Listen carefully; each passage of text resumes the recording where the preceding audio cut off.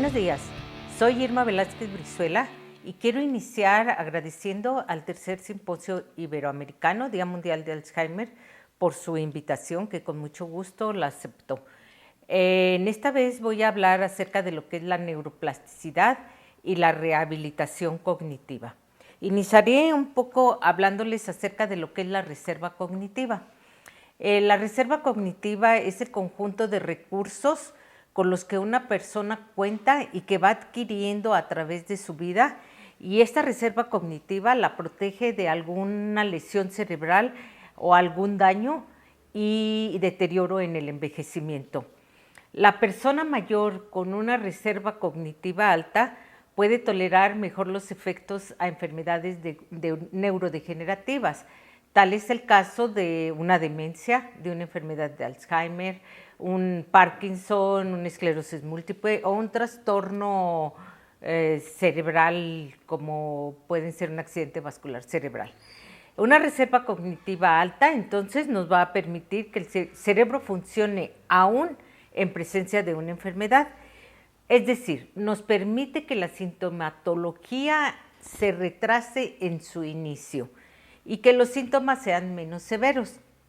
Entonces, siempre tenemos una mejor evolución neurológica si tenemos una reserva cognitiva alta.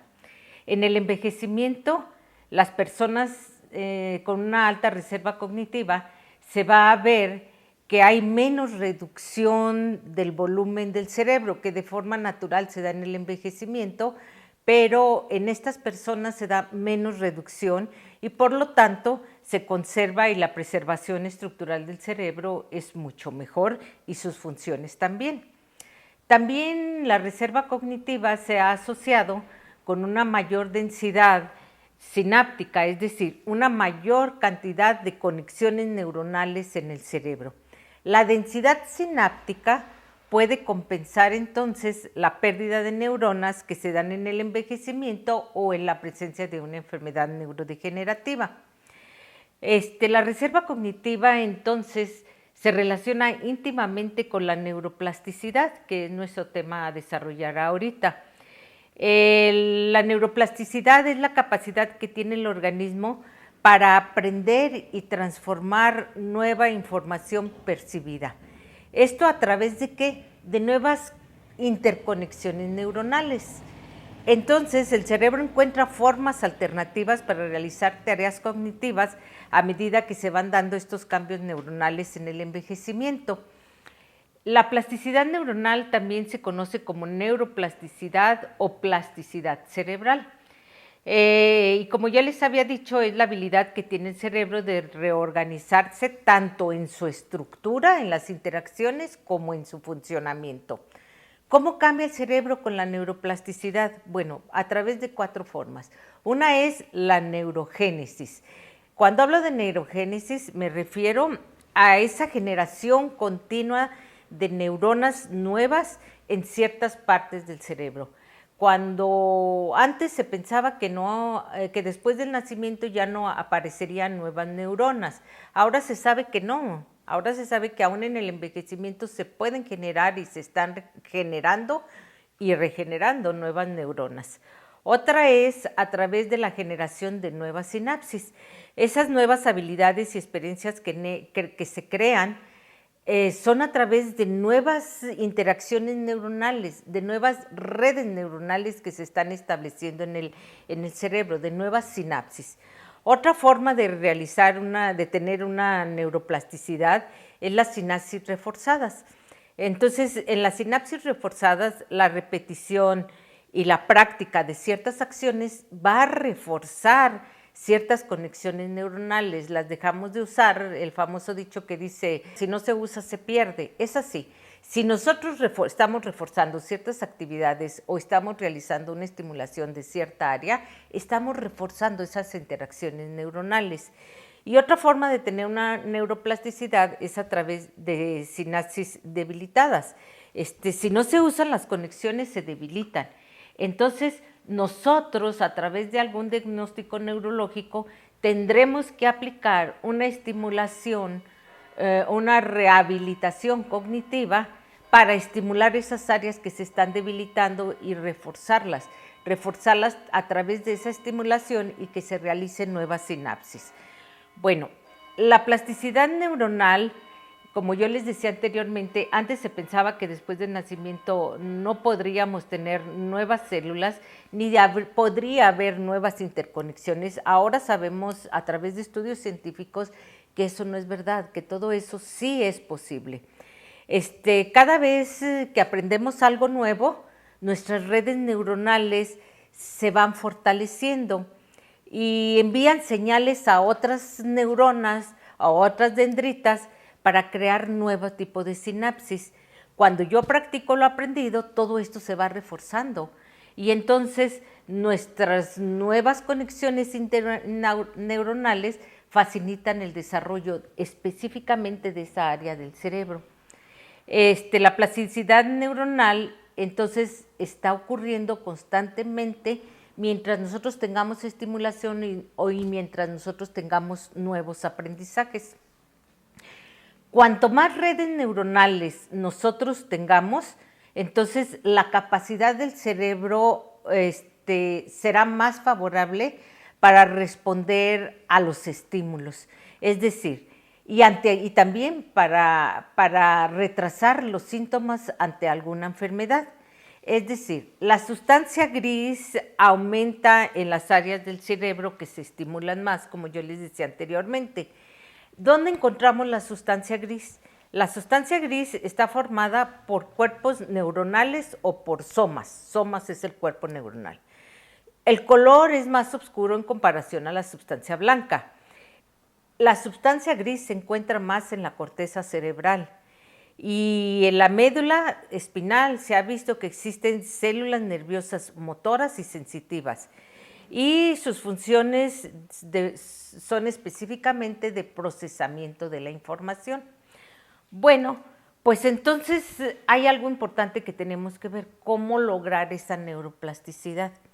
Hay algunos puntos que tenemos que manejar. La neuroplasticidad se incrementa aumentando nuestros conocimientos. Ya hay estudios que avalan perfectamente, estudios científicos que avalan perfectamente que personas con alto nivel de conocimientos tienen una plasticidad cerebral alta, una reserva cognitiva alta que nos lleva a tener una neuroplasticidad. También se sabe que el entrenamiento cognitivo o la rehabilitación cognitiva, que después vamos a hablar de la diferencia de estas, que el entrenamiento cognitivo y la rehabilitación cognitiva incrementan esta neuroplasticidad, favorecen la presencia de nuevas redes neuronales y también vivir experiencias nuevas, quitar esa vida rutinaria, aprender y vivir cosas nuevas nos hace abrir nuevos canales dentro de nuestras redes neuronales. También la reserva cognitiva se asocia con una mayor capacidad de neurogénesis. ¿Qué es la neurogénesis? Pues la neurogénesis es la generación de nuevas neuronas que ya, como les dije anteriormente, se pueden generar durante todo el transcurso de nuestra vida.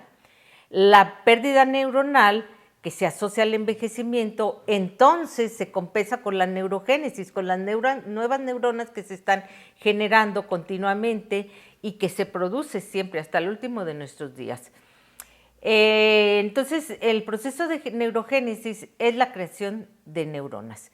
Hay algunas recomendaciones para favorecer la neurogénesis. Una de ellas es el ejercicio mental y físico, que es que siempre el ejercicio físico se recomienda que sea un ejercicio aeróbico y sobre todo haciendo ejercicios de tipo cruzado para favorecer los dos hemisferios cerebrales.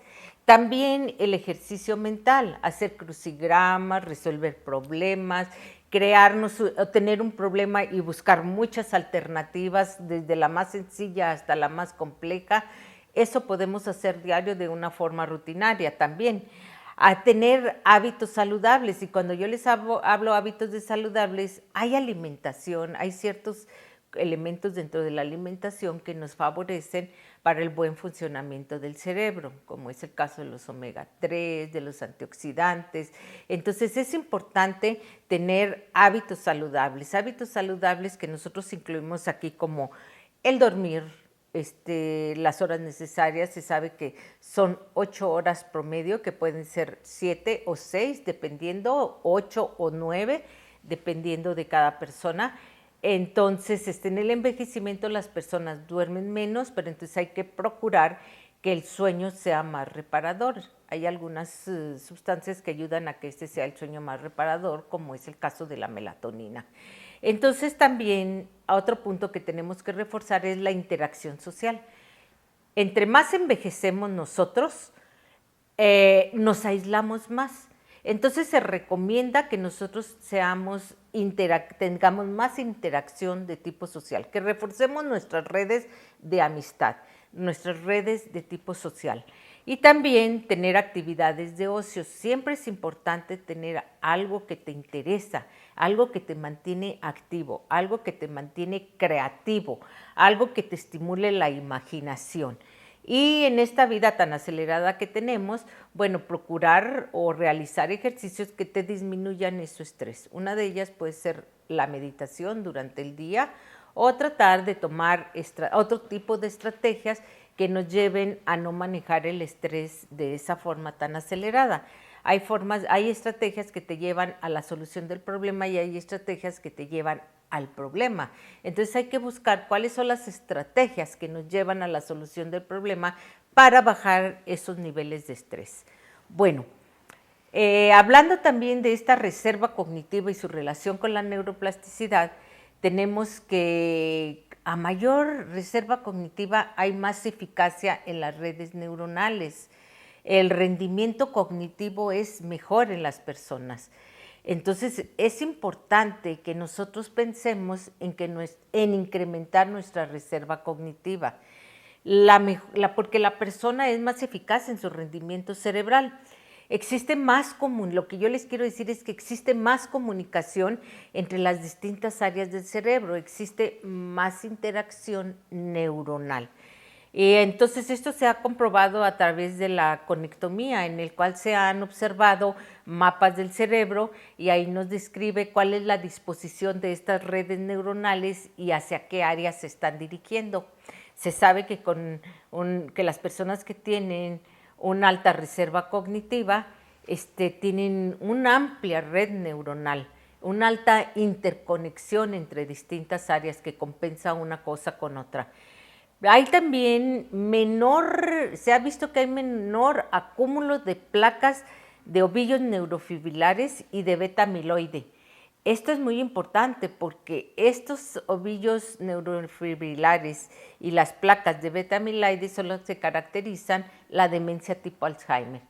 Y también hay mayor protección para presentar algún tipo de deterioro cognitivo. Bueno, entonces también se ha visto que la reserva cognitiva alta influye en la memoria, y influye de manera positiva en la memoria. La memoria es la forma en que se procesa, se almacena y se recupera la información.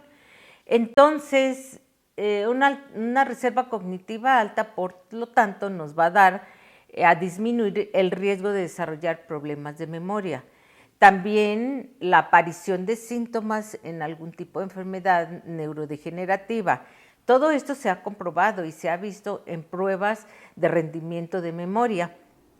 Bueno, también esto influye en la codificación. La codificación es el primer paso para lograr el aprendizaje y la memoria. Las personas con una alta reserva cognitiva tienen una forma diferente de codificar y estructurar la información en comparación a quien la tiene una reserva cognitiva baja.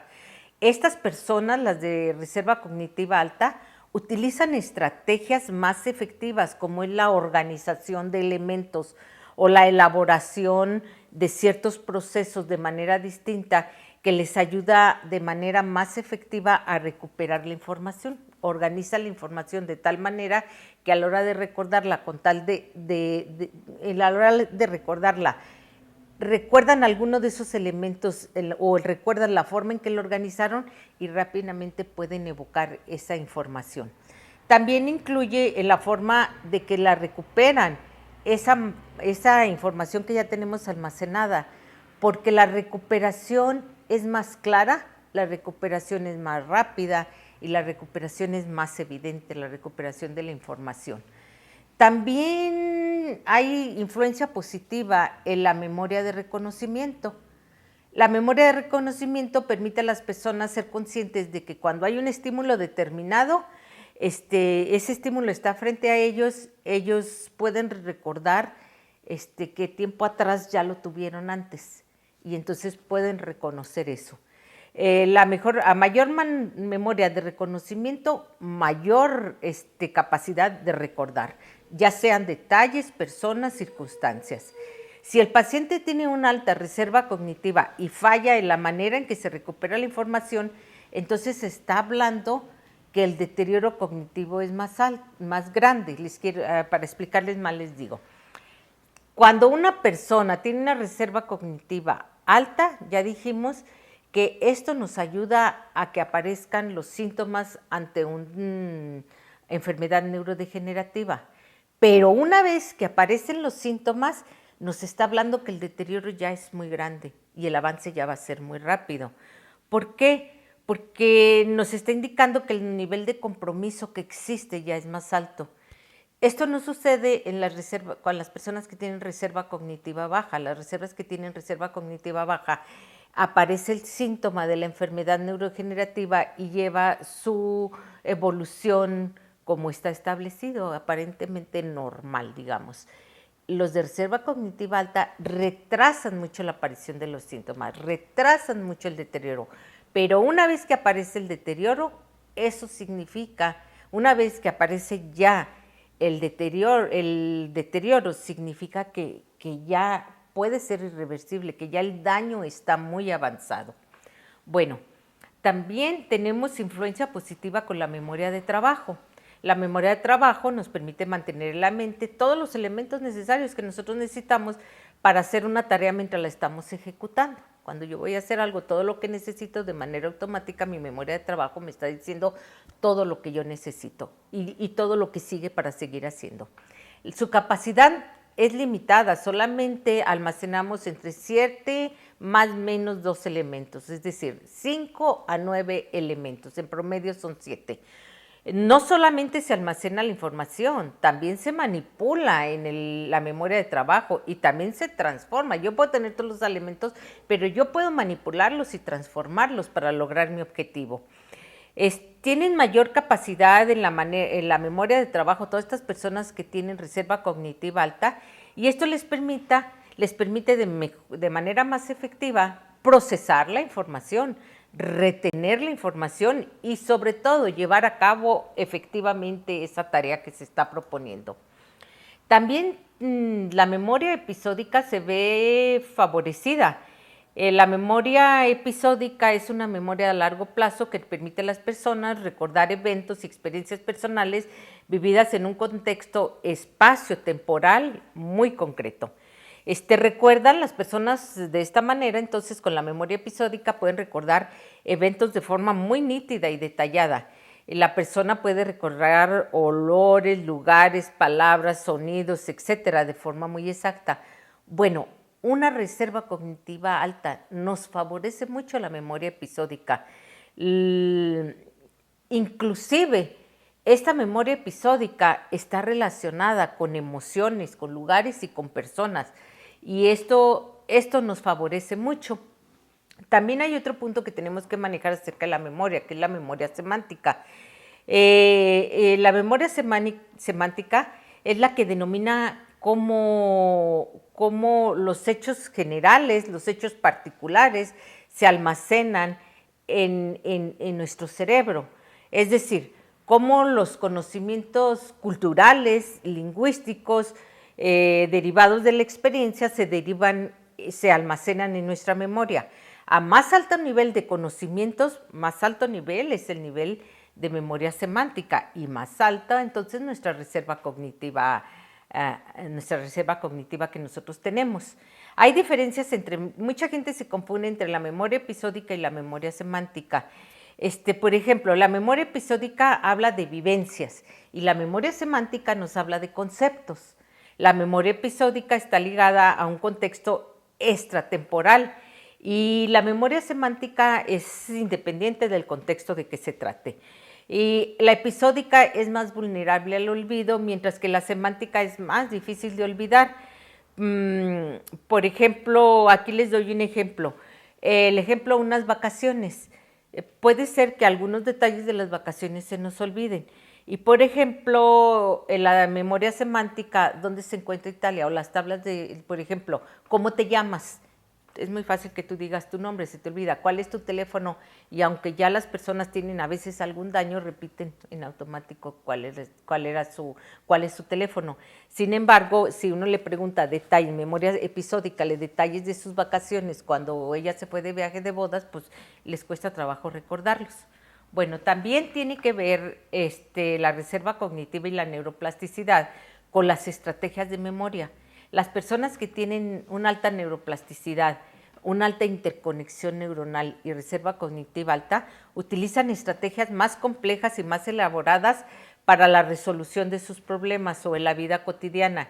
Y utilizan no solamente la visualización, todos sus sentidos. Por ejemplo, cómo se ve, qué hay, qué color tiene, cómo se siente, a qué huele, qué temperatura tiene. Utilizan todos sus sentidos, o todas las estrategias las amplían. Cuanto más mecanismos, las personas, cuanto más mecanismos de compensación utilizamos, entonces la forma de recuperación será más fácil. ¿Por qué? Porque el compromiso cerebral es más alto. Como yo les decía anteriormente, la reserva cognitiva nos ayuda a incrementar la eficacia cerebral y, por supuesto, la independencia personal por más tiempo, aún en condiciones adversas. Yo les decía que una alta reserva cognitiva favorece una neuroplasticidad y a su vez retrasa los síntomas de algún padecimiento. Entonces, por lo tanto, compensa déficits cognitivos de memoria. Si no existen déficits cognitivos, sí nos ayuda a mejorar entonces nuestra capacidad de funcionamiento cerebral. Las personas tienen un mejor rendimiento dentro de su capacidad cerebral. La reserva cognitiva y la neuroplasticidad nos apoya mucho de forma favorable en los trastornos cognitivos, que un trastorno cognitivo es la alteración de una o varias funciones. Aquí les muestro las funciones, cuáles son las funciones cognitivas elementales: orientación, atención, memoria, lenguaje, funciones ejecutivas, las nocias, praxias y las habilidades visoespaciales. Pero no es tan simple, cada una de estas tiene unas subdivisiones que aquí se las muestro en esta imagen.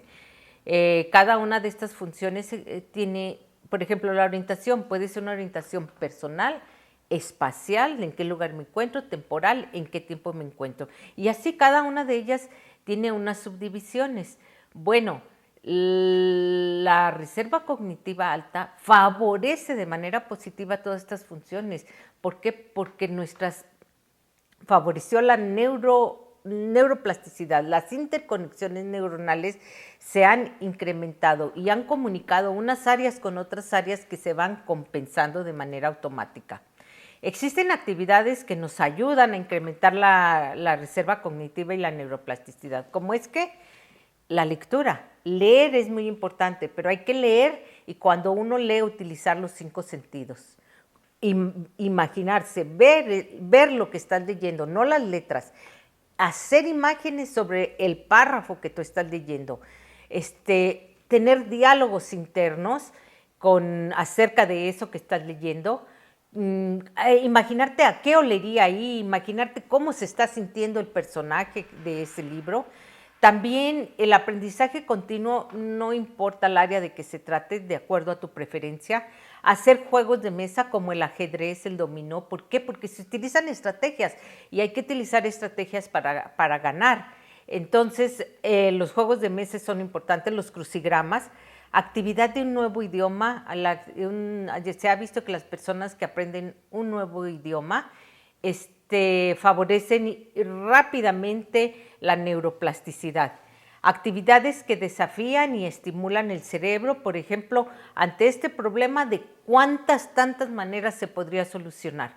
No agarrar una rutina y solucionarlo de la misma manera.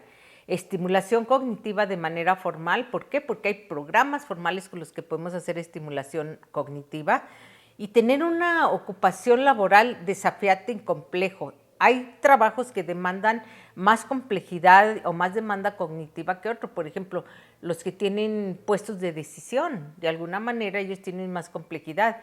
Pero aunque tu trabajo no lo tenga, puedes buscar la complejidad dentro de lo sencillo de tu trabajo y ir perfeccionando cada vez más tu trabajo. También los trabajos pasivos, hay que cambiarlos y buscar esa complejidad de la que te estoy hablando.